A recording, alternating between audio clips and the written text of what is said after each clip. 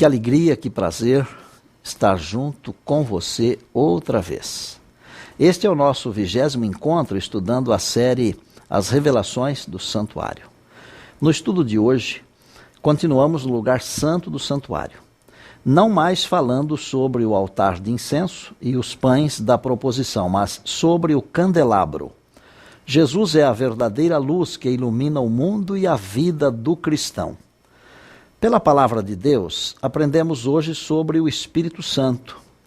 Em nosso encontro de número 17, quando tratamos sobre a oração, eu me lembro de ter dito a você que a oração deve ser feita a Deus, o Pai, em nome do Deus Jesus, que é o Filho, sob a intercessão do Deus Espírito Santo. Lembra disso?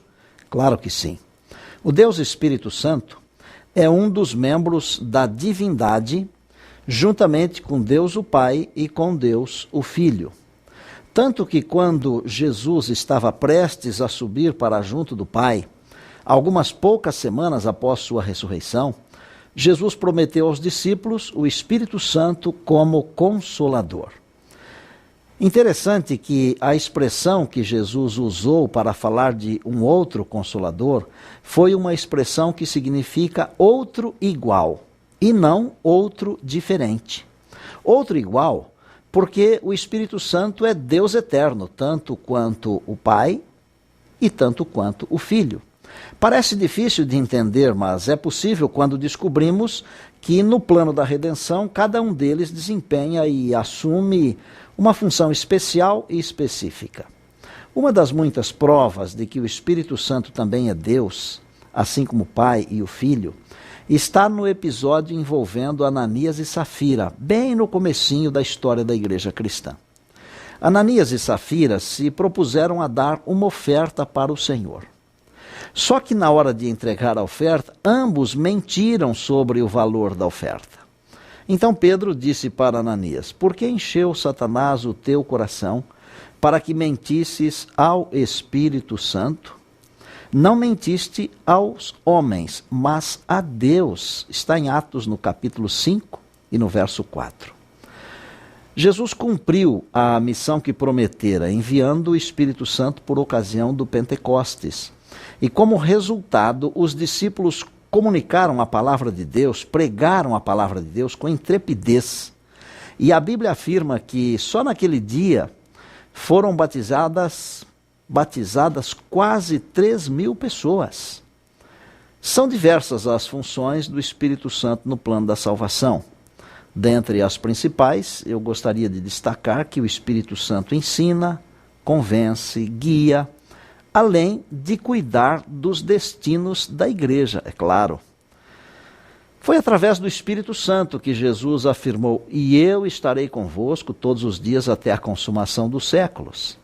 O Espírito Santo, ele é também chamado na Bíblia de Espírito do Senhor, Espírito de Deus, e ele deseja atuar na vida de cada crente, concedendo dons espirituais.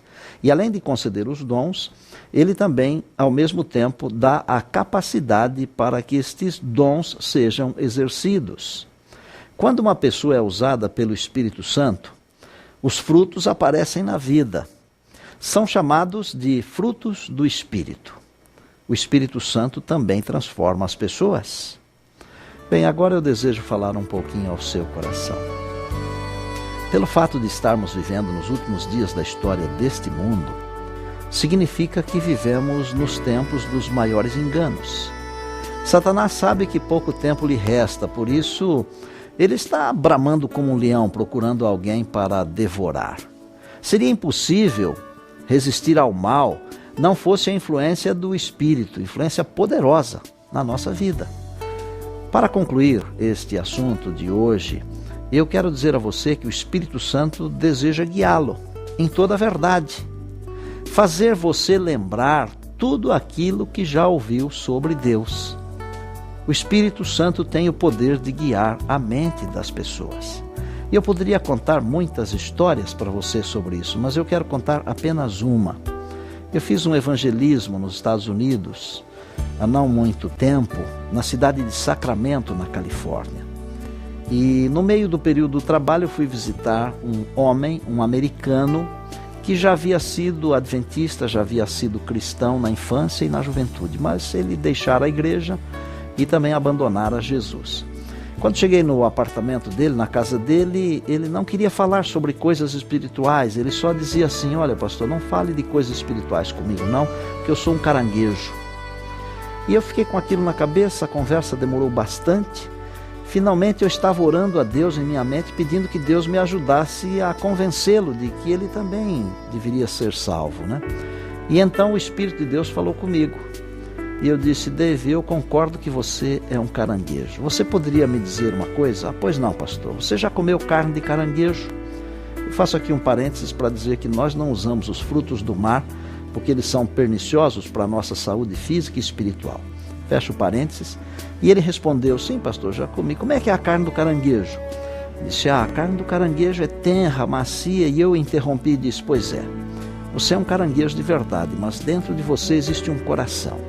E Deus vai levar você por causa dessa carne tenra e macia que tem no seu coração.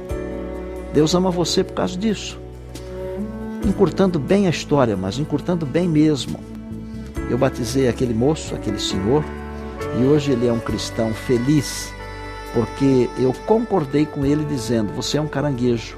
E o Espírito de Deus me mostrou um jeito de falar com ele de uma maneira que ele pudesse entender. E ele entendeu. Eu penso que nesse momento deveríamos todos, você e eu, deveríamos orar a Deus, pedindo-lhe que nos encha com o seu Espírito Santo, para que sejamos vencedores. E olha, se for este o desejo do seu coração, de pedir ao Espírito de Deus que tome posse de você, do seu coração, da sua mente, da sua vida, ore comigo agora. Querido Deus e nosso Pai eterno, louvamos o Teu nome porque podemos contar sempre com a presença do Deus Espírito Santo para nos guiar e cuidar da nossa vida. Ensina-nos, Senhor, a fim de que ouçamos a voz do Espírito quando nos falares. Transforma a nossa vida. Enche-nos da Tua graça salvadora. Guia-nos pelos caminhos eternos. Aceita a nossa prece. Oramos em nome de Jesus, nosso Salvador e Senhor. Amém.